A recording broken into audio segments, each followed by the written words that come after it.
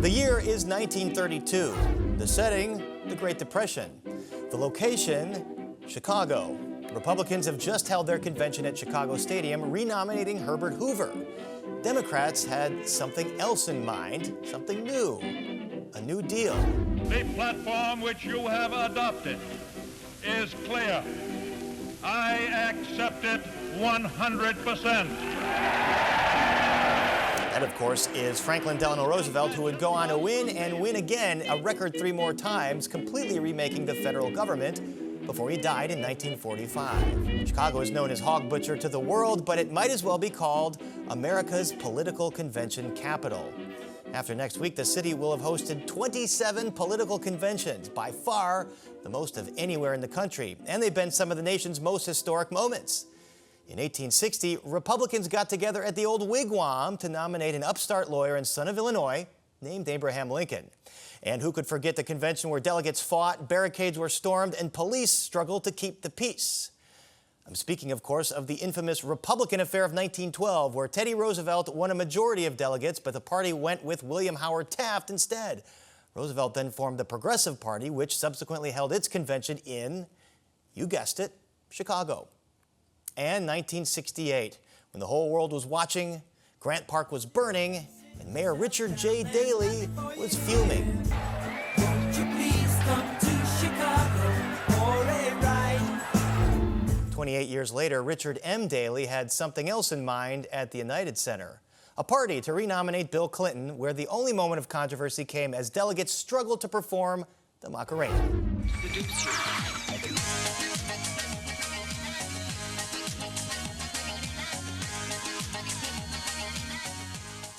Never get sick of that video. And for a brief period, we thought 2024's gathering might make the kind of history that so many other Chicago conventions have. But that went out the window when Vice President Kamala Harris quickly sewed up the nomination in a virtual roll call earlier this month.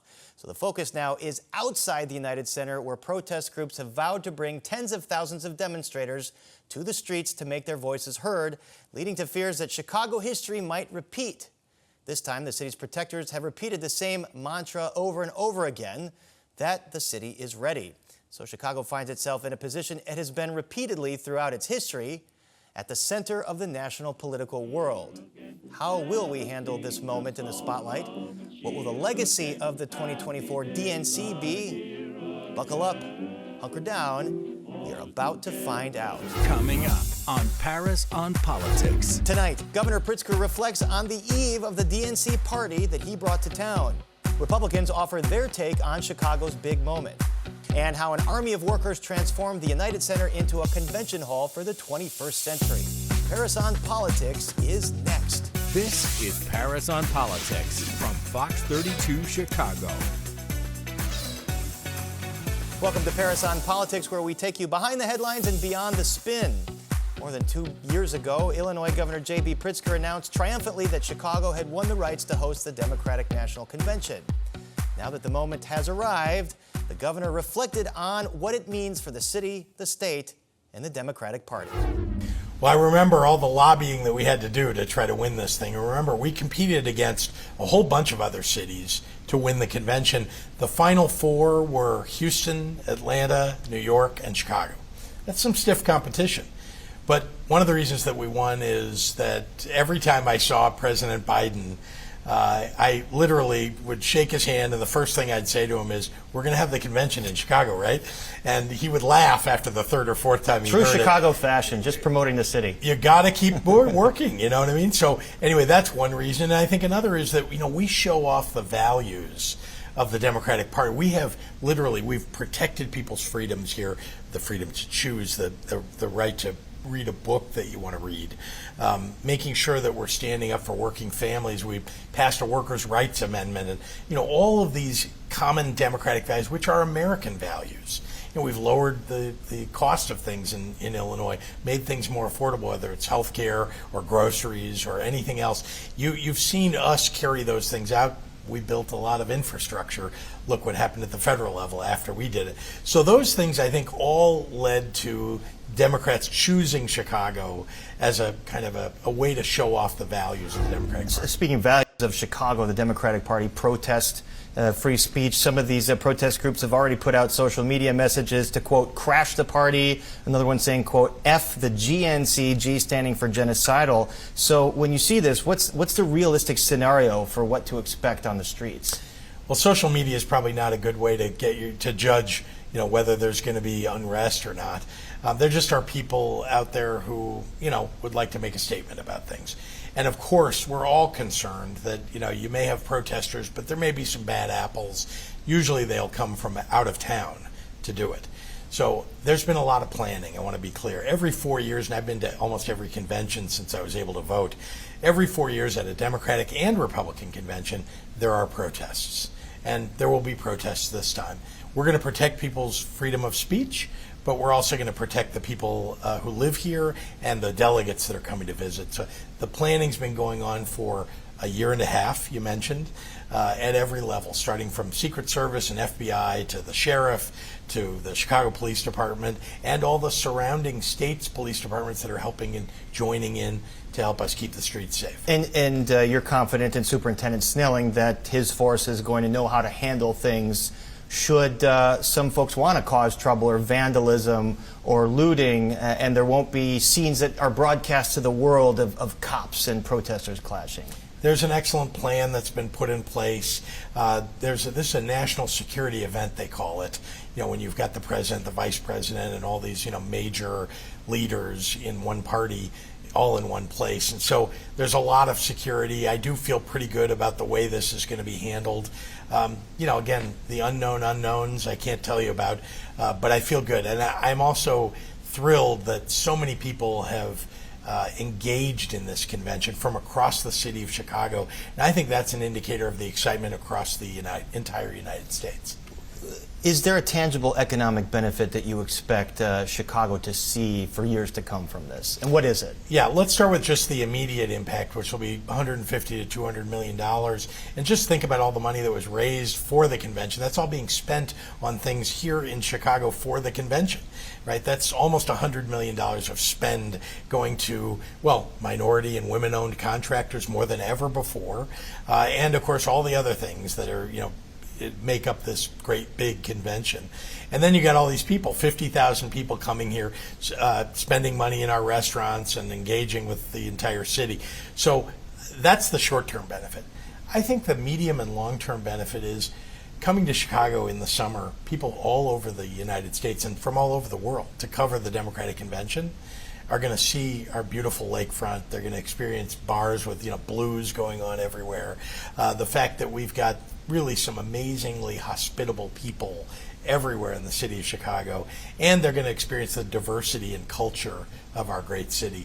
So I think what's going to happen is, first, it'll be good for Chicago's overall reputation, and second, people will want to come back. I mean, if you've spent any time in the summer in Chicago here and had a good experience, you're coming back, because there's no better city in the summer than the city of Chicago.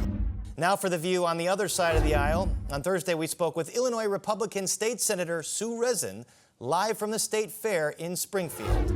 Well, listen, I'm here at Republican Day in Springfield, and we just finished with a picnic full of wonderful speakers and lots of energy around the upcoming election in Springfield and for the Republican Party. We know that the DNC is hosting the convention in Chicago. There's a lot of hype and build up to the convention in Chicago. We understand that. And to be quite honest with you, the Harris campaign may get a bump from that. But what's important is, after the DNC, when voters start to really pay attention to issues that are important to them, you're going to see those issues, the independent voters that are in the middle that every day are reminded about higher grocery taxes, higher cost of gas at the pump. They're reminded about, our border security or lack of security, and everybody crossing and coming into our country illegally with the open borders, and as a result, the fentanyl that's coming in. They will start to realize that we are the party that they agree with on policy. This is an election about policy and not personalities. It is an election about policy, but a lot has been made of the personalities, Senator Rezin. A lot was made of Biden's mental acuity before he dropped out. Trump has ranted recently on false claims of manipulated crowd sizes or that Biden would somehow want to steal the nomination back. Do you have questions about Trump's own fitness for office? Well, first of all, President Trump has shown that he has the acuity for office. He has the mentality. He has the energy for office. I think it's important to highlight how the Democrat Party actually pushed out their nominee from office and replaced their nominee with the vice president, much to the chagrin of the voters. She has not received one vote. This was done behind the scenes by the party controlling the Democrat Party, and it really is a blemish on the Democrat Party the way that they pushed out the president and replaced the president with the vice president.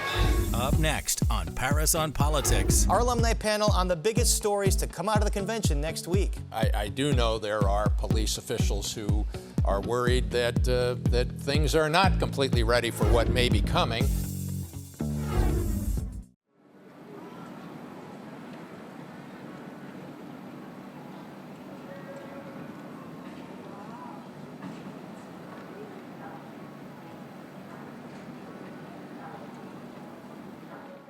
How did the leader of a small village become known as the worst mayor in America? She cannot continue to intimidate and gangster her way through this. From showy billboards and expensive police bodyguards to Vegas trips and retaliation allegations, we bring you an inside look into Mayor Tiffany Henyard and the drama in Dalton. Streaming now at Fox 32 on Fox Local. Search Fox Local on these streaming platforms. Download and watch today. See Chicago with a new perspective. Join Fox 32's drone pilots for the ultimate Chicago tour. We'll see you at the Flight Club, streaming now at Fox 32 on Fox Local. Download and watch today. And we're joined now by our alumni panel of veteran political reporters, Mike Flannery and Derek Blakely. Guys, always great to see you. Wonderful to be here. All right, so Mike, when future generations look back upon the 2024 Chicago DNC, what are they going to say about it? Well, if Kamala Harris ends up winning in the fall, on November 5th, I think they're going to look back and say it's one of the most extraordinary political seasons that we've seen in many, many decades, because it sure looked like Donald Trump was on his way to a second term, winning the tie-breaking 2 out of 3. But then after his convention was done, boom, and the race was turned upside down. Derek, do you think that future generations will be replaying footage of protesters and police clashing in the streets? Well, there's a chance. There's a chance it could go off the rails in the streets. Chicago has a moment in the spotlight here on 2 stages. One is inside the hall, and I'm fairly confident on what's going to happen there. But the wild card is still the street protests, because they're still fighting over the parade route and disagreements on that score, and those are the permitted protests. We don't know who's going to say, screw the permitting process, we're going to march anyway, and we're going to do it where we want to do it. And that could provide a platform for some confrontation. And what we've heard over and over again from the police superintendent and the mayor is, we're ready, we're ready, we're ready. You confident in that? Yeah, well, fingers crossed. I do know there are police officials who are worried that things are not completely ready for what may be coming. Let's hope it's peaceful. Let's hope it's cool, calm, and copacetic. Just go online, though, and Google. Use the Google device to see what some are planning, and it's enough to chill your blood. Oh, on social media, I crashed the party. I saw the GNC upset the GNCG for genocidal. So these folks are not messing around with their language. They plan to provoke violence. They say they want to provoke violence. They say they want to be as great as 1968, when both Derek and I were in high school and watching the festivities as such as they were, what was called a police riot later on TV. There are some How many is still unclear, who want things to be even more violent. There we go, 1968. Do you both recall watching this footage on TV? I recall watching the footage on TV, and it was not live because they didn't have live cameras, but they had 2-inch cameras, and then they rolled the videotape later during the convention coverage, and that was when you heard the angry reactions of Walter Cronkite and others as to what was happening in the streets. And then you saw Mayor Richard J. Daley, and there's been debate about this for years, muttering something beginning with F, but I think that folks in response to Abraham Ribicoff, the Connecticut senator. He was saying you're a faker, but some folks thought he was saying something else. And Ribicoff had accused the Chicago police of using Gestapo tactics on the street. All right, well, what about 96? You were both in the arena at 96. What do you remember, Derek? Smooth sailing, and of course, the Macarena. Can't get enough of that video. It was a complete turnabout from 68, which is, of course, exactly what Mayor Richard M. Daley wanted. Yeah, he wanted to atone for what had happened under his father. Mike, what about you? What are your recollections? Well, I just remember, you had the New York Times and the Washington Post and other national political media writing stories, about, a return to Chicago and how the convention was the sort of PR smash success that Brandon Johnson dreams that this convention will be. Let's all make it clear. I mean, we hope that the city of Chicago does get to put itself on display, and that this is a great PR success. I'm worried. It's major international media exposure. Derek, was there any tangible economic benefit after 1996? Folks talk about how the West Loop kind of developed as a neighborhood after that. Well, it started actually before 96, but it certainly continued after it. And there was a glow around the city. There was a glow around the convention. And there was an afterglow that continued in tourism, in increased business activity. And right now, we're at a low in business activity along Michigan Avenue and, of course, in the Loop. And we're at a low in tourism. Post-COVID low. And this could be a platform for recovery in both of those areas. And you talk about tourism and media. We're going to have the Late Show with Stephen Colbert here. You're going to have the Comedy Central Daily Show here. I mean, this is all kinds of media descending on Chicago. And that 96 convention, just to put a button on that, it was one of those events that helped to turbocharge the boom downtown. There were, in those years, between 100 and 200 high-rises were put up downtown.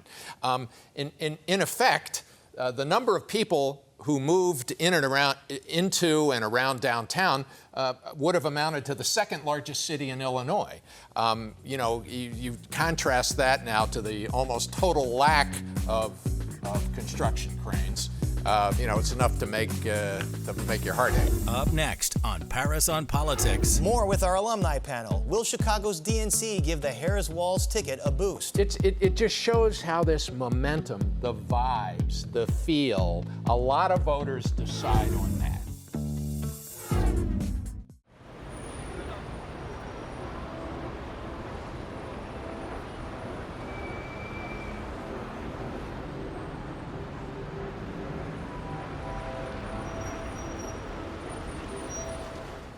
He's an Illinois sports legend. Where I come from, it's about basketball, about getting back to the game.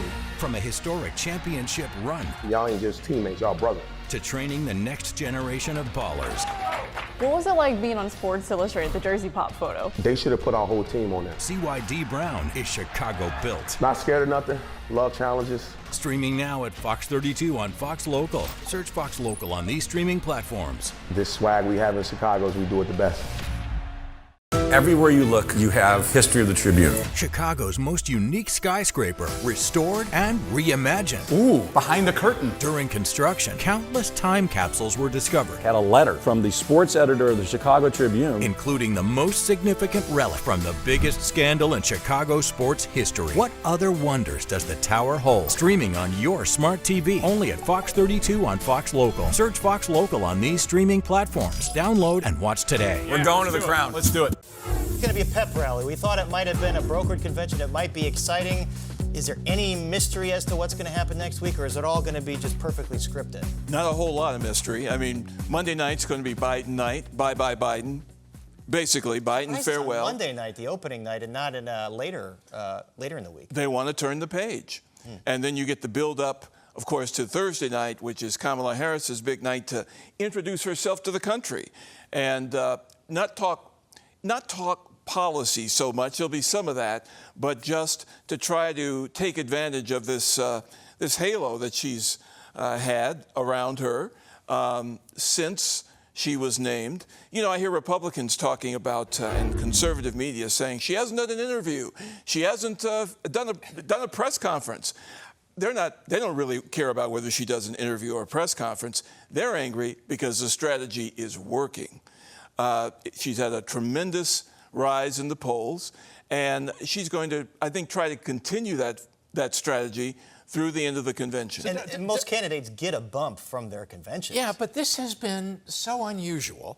You know, even before she unveiled her economic principles that she wants to push if she's elected to a full term,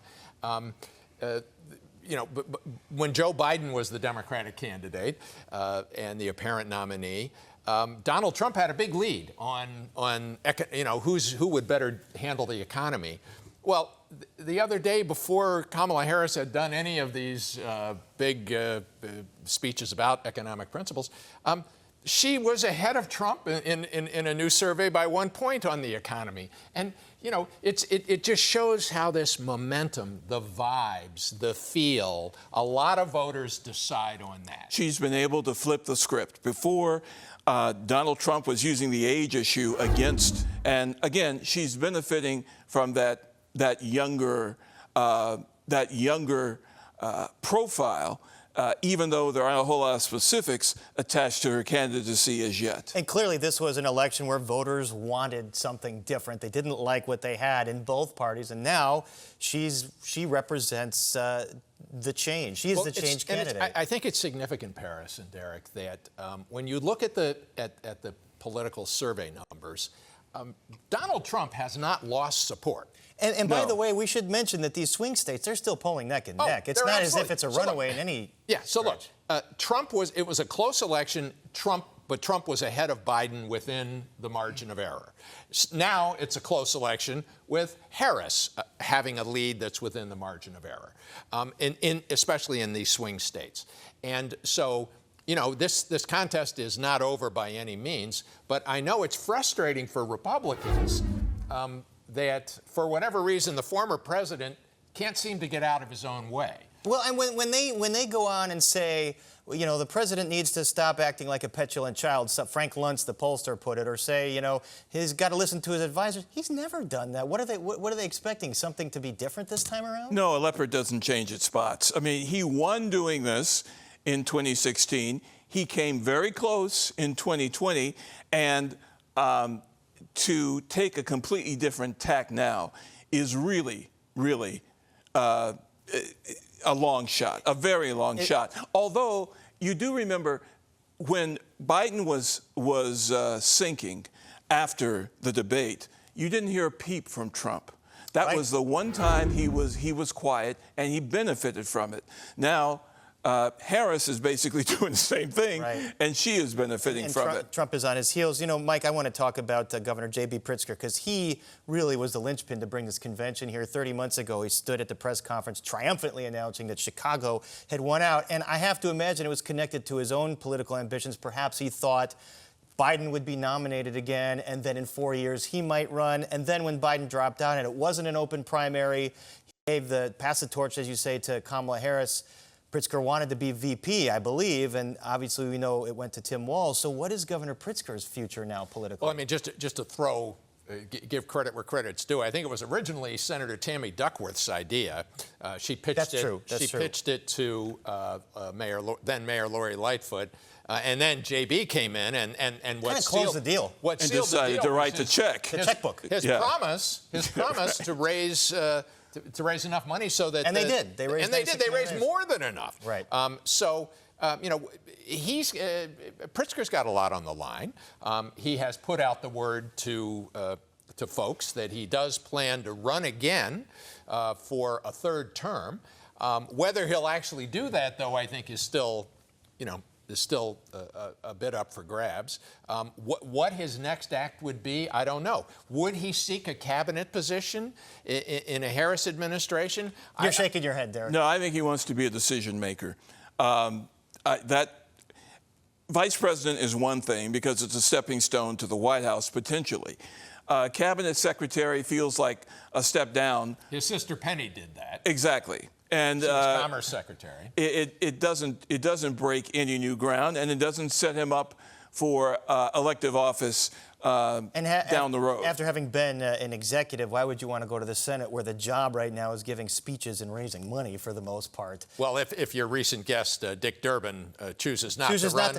Would Pritzker seek that? What a storyline that will be if he chooses not to run in 2 years. And we'll follow that and many other storylines next week. And Mike Flannery, Derek Blakely, what a week it's going to be. And we look forward to having you both back on at some point to recap all of it. Thanks for being here. I look forward to it. And I look forward to being on this You'll week. You'll be all on next week? Yep. Fox. All right, guys. Thanks a lot. Thanks, Paris. Appreciate it. On Thursday, the United Center completed a facelift into a political convention hall for the 21st century. Officials pounded the gavel and gave reporters a sneak peek. This is what $94 million will buy you. With tonight's podium unveiling, the United Center is officially ready for its convention close-up.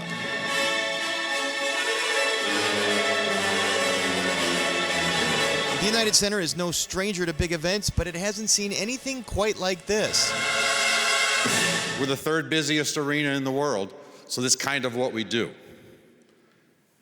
But this is pretty cool. Arena CEO Terry Severese joined Mayor Johnson and DNC officials to unveil the high-tech convention podium as the event returns for the first time since 1996. Democrats are committed to delivering a historic convention in a city that represents our strength, our unity, and our diversity.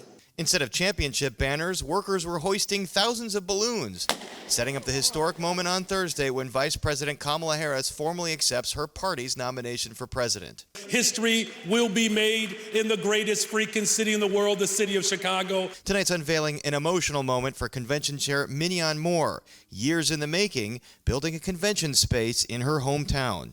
I am delighted to bring myself home to be a part of this convention. I have never left Chicago. It has always been my home. The convention officially opens on Monday when President Joe Biden takes the stage behind me. And that's our show for this week. Stay tuned this weekend and all next week for unparalleled wall-to-wall coverage of the DNC in Chicago. You won't want to miss it. In the meantime, enjoy this summer weekend. So long, everyone. Wounded Warrior Project empowers post-9/11 veterans and their families with life-changing programs and services. I faced my PTSD, and I'm a better husband and father because of it. We help warriors get the expert care and support to thrive. I got involved. I got healthier. I got to be an athlete again. Through our programs, community, and advocacy, we're proving anything is possible. Learn more at woundedwarriorproject.org/together.